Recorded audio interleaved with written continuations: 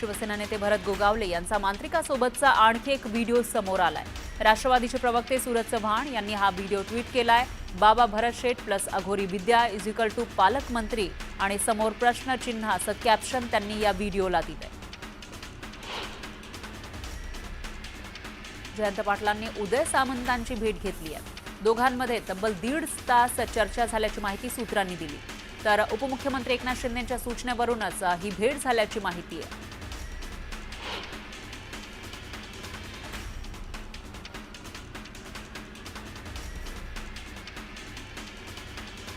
सांगलीमध्ये काँग्रेसला भाजपने मोठा धक्का दिला आहे। काँग्रेस नेत्या जयश्री पाटलांनी भाजपमध्ये प्रवेश केला। मुख्यमंत्री फडणवीस आणि प्रदेशाध्यक्ष चंद्रशेखर बावनकुळेंच्या उपस्थितीमध्ये हा पक्ष प्रवेश झाला। जयश्री पाटील या माजी मुख्यमंत्री वसंतदादा पाटील यांच्या नातसून आहेत। मनसेसोबत युती करायची की नाही अशी उद्धव ठाकरेंनी माजी नगरसेवकांना विचारणा केली। तर युती केली तर फायदाच होईल अशी कबुली नगरसेवकांनी दिली। मुंबईत युती संदर्भात अनुकूल वातावरण असल्याचं माजी नगरसेवकांचं म्हणणं आहे।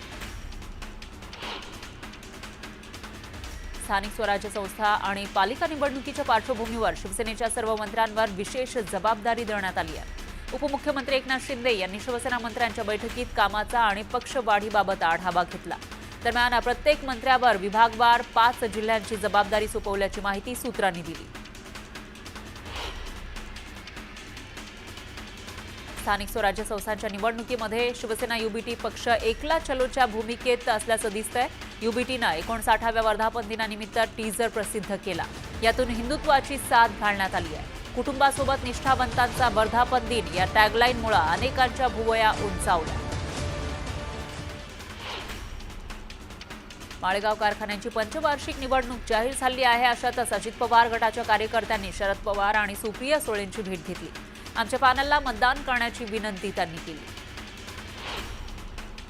उपमुख्यमंत्री अजित पवार यांनी माळेगाव साखर कारखान्याच्या निवडणुकीमध्ये विरोधकांना आव्हान दिलं। 60,000 साखरेची पोती भिजली असती तर साखर कारखान्याच्या निवडणुकीतील पॅनल मागे घेतो असं आव्हान विरोधकांना अजित पवारांनी दिलं। कारखान्याचे माजी अध्यक्ष चंद्रराव तावरे यांनी साखर भिजल्याचा आरोप केला होता। दरम्यान तुम्ही माझं पॅनल निवडून द्या, 5 वर्षात माळेगावला 500 कोटी देतो असं आश्वासनच दादांनी मतदारांना दिलं।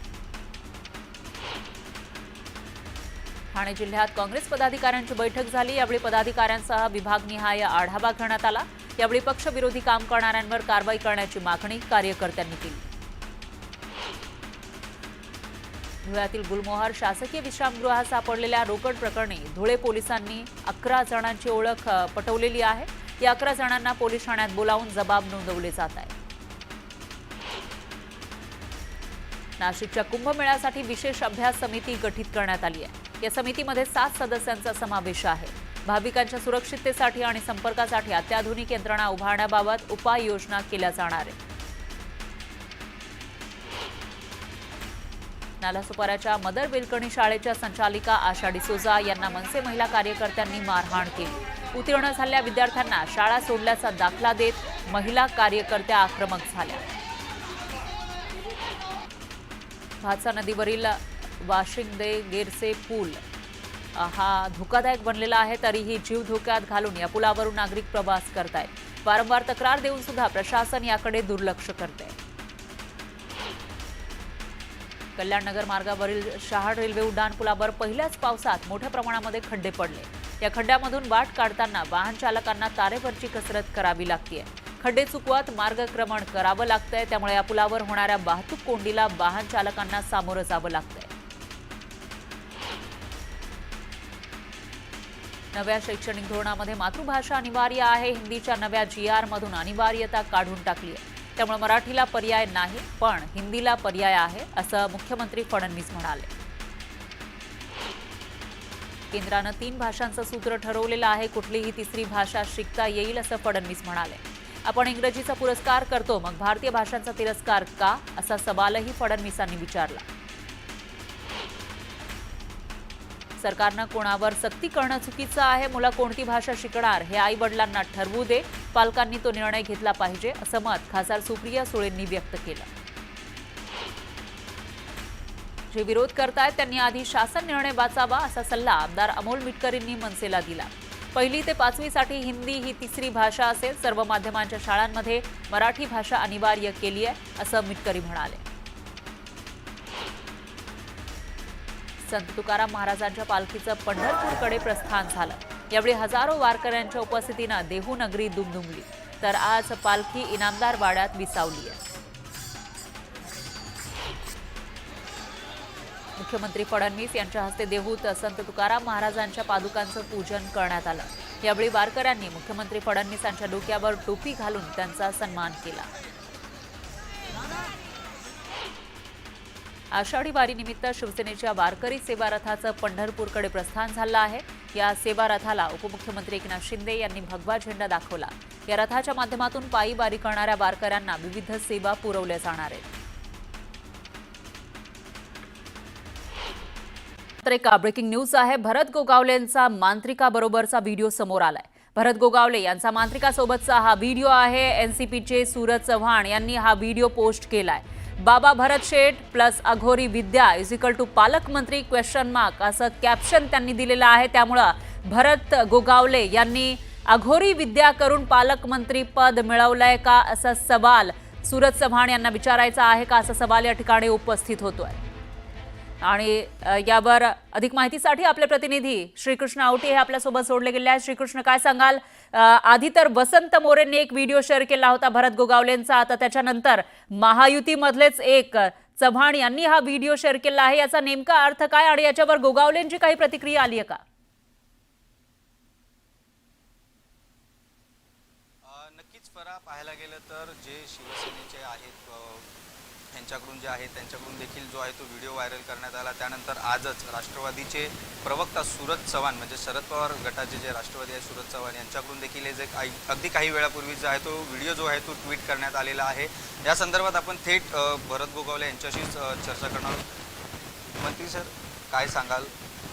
सातत्याने आरोप प्रत्यारोप आणि असे व्हिडिओ जो आहे पहिला शिवसेनेकडून म्हणजेच उद्धव बाळासाहेब ठाकरे यांच्या शिवसेनेकडून वसंत मोरे यांच्याकडून जो व्हिडिओ व्हायरल करण्यात आला, आरोप करण्यात आले, ट्विट केला. आज पुन्हा एकदा शरद पवार अजित पवार यांच्या प्रवक्तेकडून जे आहे व्हिडिओ टाकण्यात आलेला आहे. काय सांगाल? पहिली प्रतिक्रिया. मगाशी सूरज चव्हाणाने आमची चर्चा झाली, त्याला सांगितलं आता रोज आमच्या घरी जनता दरबार असतो. लोक सकाळी येत असतात. तुम्ही ग्रामीण भागातले आमदार असल्यामुळे ग्रामीण भागातले लोक सकाळी लवकर येत असतात आणि मग कधी कधी थोडं काम असतं तेव्हा आम्ही उठल्यानंतर डायरेक्ट पाहुणे तिथे खुर्चीवर आता जसं दाखवलं तसं बसत असतो की ते आंघोळी करून मग हे सगळं करून असं काही नसतं. कारण बिचारे लांबून लोक येत असतात. त्या ह्याच्यामध्ये हे महाराज लोक कधी कधी ये जा करत असतात आणि त्यांना सामोरं जाणं आमचं काम असतं, कर्तव्य असतं. जो कोण अशी अघोरी विद्या किंवा काय करल मांत्रिकांना घेऊन तो असे व्हिडिओ काढून देईल का? आधी साधी सोपी गोष्ट. हा व्हिडिओ समोर आला आहे त्याच्यावर भरत गोगावले यांची ही प्रतिक्रिया येते. आपले प्रतिनिधी श्रीकृष्ण आवटे हे थेट त्यांच्यापर्यंत पोहोचलेले आहेत. त्यावर स्पष्टीकरण देताना भरत गोगावले दिसत आहेत. तर आमच्याकडे ग्रामीण भागातील लोक येतात असं ते म्हणालेले आहेत. भरत गोगावले यांचा मांत्रिकासोबतचा हा व्हिडिओ आहे. त्याच्यामध्ये स्पष्टपणे दिसतंय एक मांत्रिक काळे कपडे घालून आलेला आहे आणि तो काहीतरी पुटपुटतोय, मंत्र उच्चार करतोय असं या व्हिडिओमध्ये स्पष्ट दिसतंय. आणि भरत गोगावले त्यांच्या समोर बसलेले आहेत त्या मांत्रिकाच्या समोर. त्याचबरोबर इतरही दोघे जण दिसत आहेत साधूच्या वेशामध्ये. आणि असा हा सगळा व्हिडिओ महायुतीमधलेच एका पक्षाचे नेते सूरज चव्हाण यांनी शेअर केला आहे आणि त्यानंतर आता भरत गोगावले त्याच्यावर स्पष्टीकरण देत आहेत.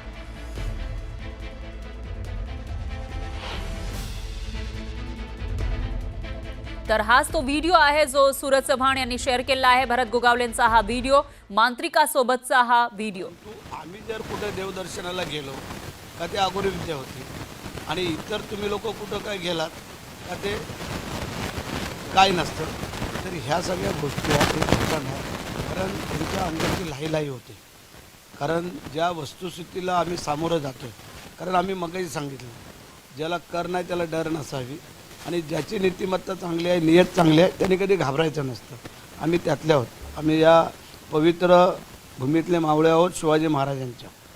आणि आज जे आमचे नेते एकनाथ शिंदेसाहेब जे काम करतात ते अत्यंत प्रामाणिक काम करतात. आणि त्या प्रामाणिक काम करणाऱ्या नेत्याबरोबर आम्ही काम करतो. त्यामुळे आम्ही कधी चुकीचं करणार नाही. पण शेठ, पाहायला गेलं तर सातत्याने वसंत मोरे असतील आणि आता पुन्हा सूरज चव्हाण, काय म्हणजे नक्की मंत्रिपदाचा जो मलिन करण्याचा प्रयत्न जो आहे तो त्यांच्याकडून सुरू म्हणायचं का? कदाचित त्यांचं असू शकतं, कारण आम्ही ज्या सुरुवातीला शिंदेसाहेबांच्या बरोबर शिंदेसाहेब जेव्हा बाहेर पडले तेव्हा डायरेक्ट आम्ही कुठलाही विचार न करता बाहेर पडलो. त्याच्यामुळे कदाचित त्या उबाटाला लय झुंबत असेल आणि त्यानंतर जे पालकमंत्रीपद थांबलं गेलेलं आहे त्याच्यामुळे राष्ट्रवादीला ते झुंबत असेल आणि त्याच्यामुळंच कदाचित हे काय काय आमच्या चुका झाल्यात, काय कुठं काय सापडतं आहे काय, किंवा काय भरतशेठ कुठं चुकलेत काय, त्याने आणखीन शोधावं. लक्षात आलं का? त्याने आणखीन शोधावं. पहिला तर मुद्दा असा आहे, आम्ही धार्मिक लोक आहोत, आम्ही देवदेवताला मानणारे लोक आहेत. आम्ही दरवर्षी पंढरपूर आळंदीची दरवर्षी आमची जाई असते, पंढरपूरला भेट असते. त्यानंतर शिर्डीला 31ला आम्ही तिथं जात असतो, शनी शिंगणापूरची पूजा करतो, मग महालक्ष्मीला जात असतो. हे आमचं रेग्युलर आहे दरवर्षाला. आणि त्या दरवर्षाच्या ह्याला की आज हे लोक जर आघोरी समजत असतील त्यांनी त्यांचं समजावं.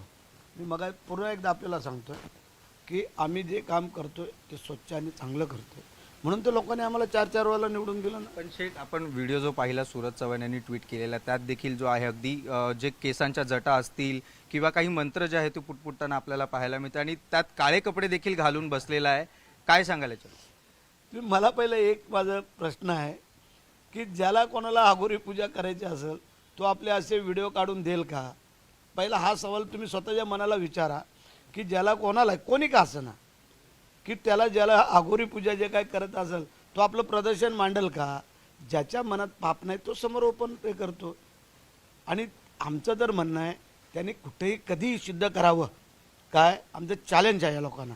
परंतु भरतशेठ पुढं जात आहेत किंवा भरतशेठ चांगलं काम करत आहेत, भरतशेठनं आम्ही जे काय पाडायचा प्रयत्न केला ते झालं नाही, किंवा अनेक ज्या काही गोष्टी असतील त्याच्यामुळे कदाचित त्यांना झोंबत असेल असं मला वाटतं. पण शेठ, पाहायला गेलं तर अगदी संपूर्ण महाराष्ट्रालाच माहिती आहे पालकमंत्रीपदावरून जे आहे ती रस्सीखेच सुरू आहे. रायगडच्या पालकमंत्रीपदावरून कुठेतरी जे पालकमंत्रीपद आहे त्या रेसमधून बाहेर काढण्यासाठी हे सर्व व्हिडिओ जे आहे ते बाहेर काढले जात आहेत का म्हणायचं?